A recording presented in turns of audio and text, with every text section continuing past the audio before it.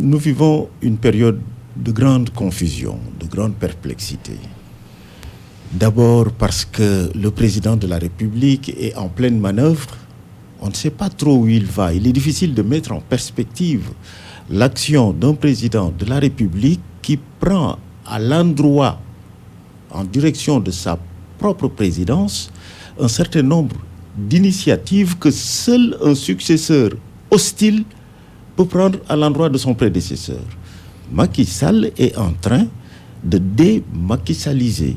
Tout comme Diouf a tenté de désengoriser, tout comme Wade a tenté de dédiouffiser, Macky Sall, en cours de mandat, change de direction, change de paramètres. Il se démaquille lui-même ? Il se démaquille lui-même dans un processus que j'appelle la désalternance.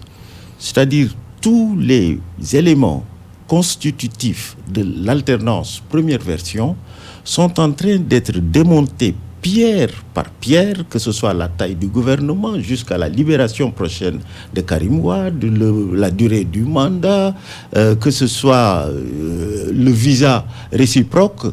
En fait, on dirait que Macky Sall se réveille au milieu d'un rêve, et ce rêve était une sorte de gouvernance non pas vertueuse, mais romantique. Comment faire pour que le Sénégal soit l'égal de la France? Si la France nous impose un visa, nous le lui imposons. À l'expérience, on se rend compte que ce n'est pas possible. Je vais faire un gouvernement de 25 ministres. À l'expérience, il change. Mon mandat en cours d'exercice sera diminué de 2 ans. À l'expérience, il change. On est en train de passer à autre chose que l'édifice promis pour l'élection du président de la République. Maintenant, cela se fait en perspective de quoi? On connaît les modalités, on ne connaît pas encore la finalité. Et c'est cela qui pose le problème de où va, non pas le Sénégal, mais Macky Sall. Justement, de Wade, son prédécesseur, vous aviez dit qu'il va finir par apprendre aux Sénégalais comment serrer les boulons. Avec Macky, vous diriez quoi? Mais j'y ajouterai Mame Less Dia, ce grand journaliste du journalisme satirique, l'aurait caricaturé comment? De Macky Sall, peut-être que quelqu'un comme feu le caricaturiste Mamadou Diop, qui était l'un des caricaturistes du politicien, peut-être qu'il l'aurait mis en bleu de travail, avec une caisse à outils, essayant de trouver la bonne clé pour démonter et remonter un édifice dont il a hérité, dont il est en partie artisan, mais il se rend compte que cet ancien édifice ne marche pas. Il tente donc la fameuse rupture avec un R majuscule. La rupture n'opère pas. J'ai l'impression qu'il reprend toutes ses billes pour essayer de reconstruire autre chose, sûrement avec comme cadre le plan Sénégal émergent. Mais là, on a du mal à comprendre que pour libérer Karim Wade, par exemple, puisque c'est le sujet à l'ordre du jour, le président se soit fait le VRP de la libération de Karim Wade, le voyageur représentant placier. C'est lui qui vend aux chefs religieux l'idée de la libération de Karim Wade. Justement, pourquoi a-t-il eu besoin d'aller à Touba et à Tivaouane tôt le matin pour entretenir les deux chefferies religieuses ou les deux chefs religieux de ce sujet, Karim Wade? Mais là aussi, changement de paradigme, rupture de paradigme, puisque le candidat disait les marabouts sont des citoyens comme les autres. Oui, des citoyens ordinaires, des citoyens ordinaires. Des citoyens ordinaires, mais maintenant, manifestement, il est revenu également de cela. Il va soumettre à l'appréciation de chefs religieux des décisions qui relèvent exclusivement de la souveraineté républicaine.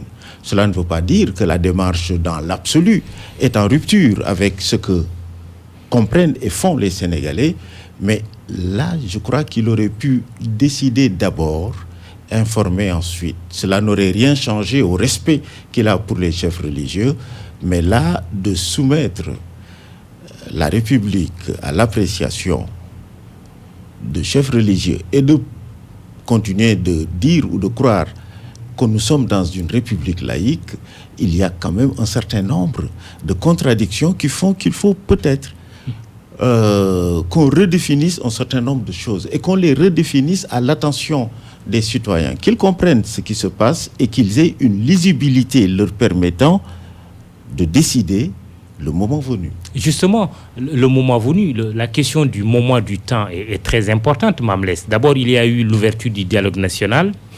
Le sujet libération de Karim Wade a été évoqué par Maître El Hadji Diouf et par Oumar Sarr du PDS. Le président n'a pas répondu. Quelques jours après, c'est une interview avec RFI. Il fait l'annonce d'une possible libération avant la fin de l'année. Quelques jours après, il se rend à Touba et à Tivaouane. Dans la démarche, comment on peut comprendre un peu cette démarche du président sur le sujet de la libération de Karim Wade? De mon point de vue, la décision était déjà prise. Ce qui est resté, c'est les modalités de la faire accepter par l'opinion.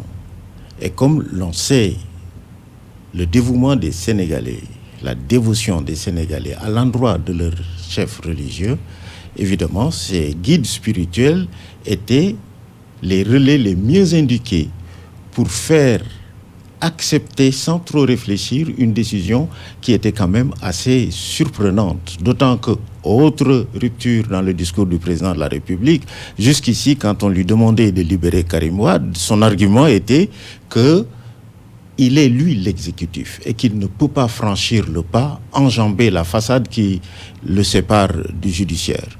Maintenant, on a vu que manifestement il a préparé le terrain puisque les magistrats ont déjà dit nous on a fait notre part du travail, le reste c'est le président. Nous avons jugé et condamné, point barre. Mais ça ne se passe pas comme ça.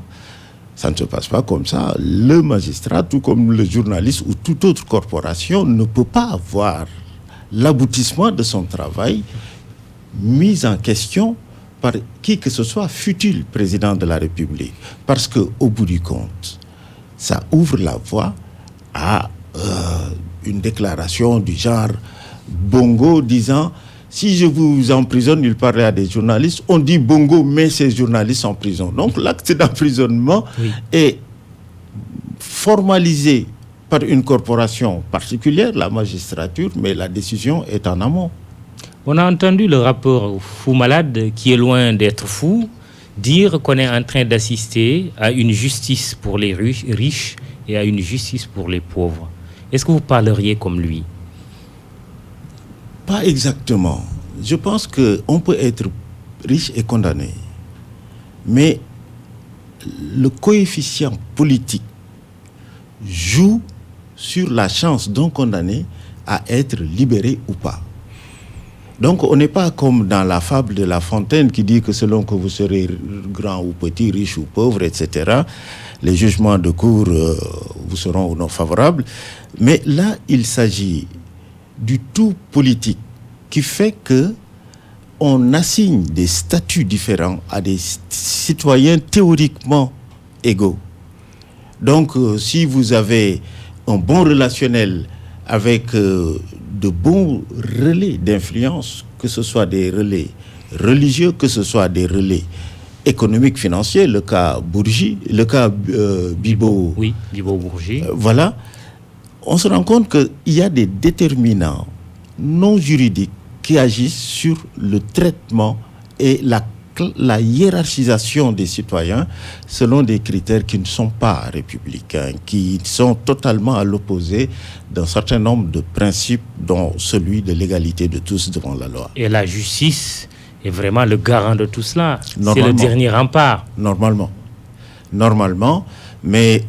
Qu'est-ce qui pourrait arriver justement si dans l'opinion, cette idée était vraiment la mieux partagée, que la justice n'est pas juste? Oui, mais ça s'est passé dans d'autres pays et des chansonniers célèbres comme Bob Dylan, que nous écoutions toujours beaucoup quand nous étions jeunes. C'est des gens qui disent que quand la justice est injuste, peut-être que le juste, c'est celui qui viole la loi. Vous voyez, ça mène à des positions anarchistes. parce que c'est des violations systématiques de la loi, mais qui découlent de... Vous savez, Abdoulaye Wade avait une formule magnifique contre Abdou Diouf. Il dit que Diouf contrevient à sa propre légalité.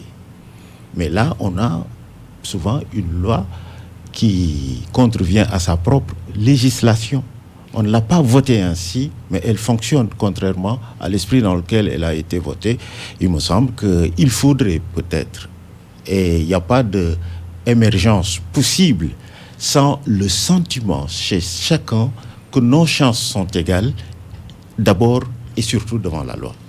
Et par la force des choses, le cas Karim Wade n'est-il pas devenu un élément peut-être essentiel du dialogue national? Idrissa Seck a eu à parler de deal entre les présidents Macky Sall et son prédécesseur Abdoulaye Wade.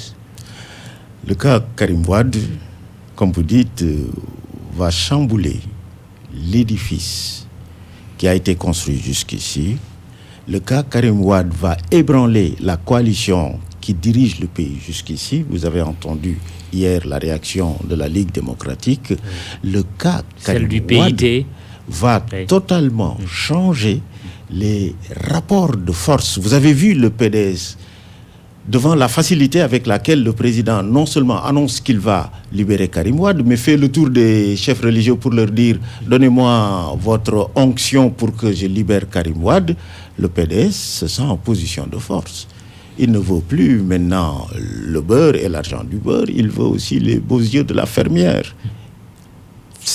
Rien dans les rapports de terrain ne justifie ce renversement de perspective, mais disons l'engagement presque enthousiaste du président à libérer Karim Wade met la puce à l'oreille des gens du PDS. Si c'est aussi facile, pourquoi ne pas demander plus? Encore, puisque vous parliez du politicien, il y avait ça c'était le cafard successeur du politicien, une caricature de Mbaye Touré, je crois, Ibader négociant avec les étudiants et les élèves, il leur dit « je vous donne tout ». Et les élèves en chœur répondent « nous voulons le reste ». Voilà, Macky a tout donné trop vite et c'est suspect à la limite cet engagement du président qui, toutes affaires cessantes, de bon matin, va réveiller les gens de Touba pour leur dire, ensuite sur le chemin du retour, il répète le même message apparemment aux dirigeants de Tivaouane. Dans l'absolu, libérer quelqu'un, c'est bien. Mais le faire selon des modalités qui soient reproductibles. L'une des règles de la bonne gouvernance, c'est la prévisibilité des décisions. Autrement dit, que les décisions, quelles qu'elles soient, puissent être fondées en droit. Mais maintenant, s'il s'agit d'exception à la loi, c'est une décision imprévisible. Alors, le plus qu'aurait demandé Karim Wade, c'est l'amnistie. Alors que ce qui est mis sur la table, c'est la grâce. Mais grâce ou amnistie, quel en est l'enjeu finalement? Mais c'est le rapport de force qui va en décider. Si libérer Karim Wade répond à d'autres impératifs politiques que simplement le geste humanitaire de libérer quelqu'un qui a fait la moitié de sa peine, s'il y a autre chose que ça, c'est cette autre chose-là qui détermine la position de radicalisation de Karim Wade, qui veut dire « je n'ai rien à faire d'une grâce présidentielle. Ce que je veux, c'est qu'on efface toutes les accusations qui ont été portées sur ma personne et que je puisse reprendre, vierge de toute condamnation, mon action politique et éventuellement sa marche vers le pouvoir.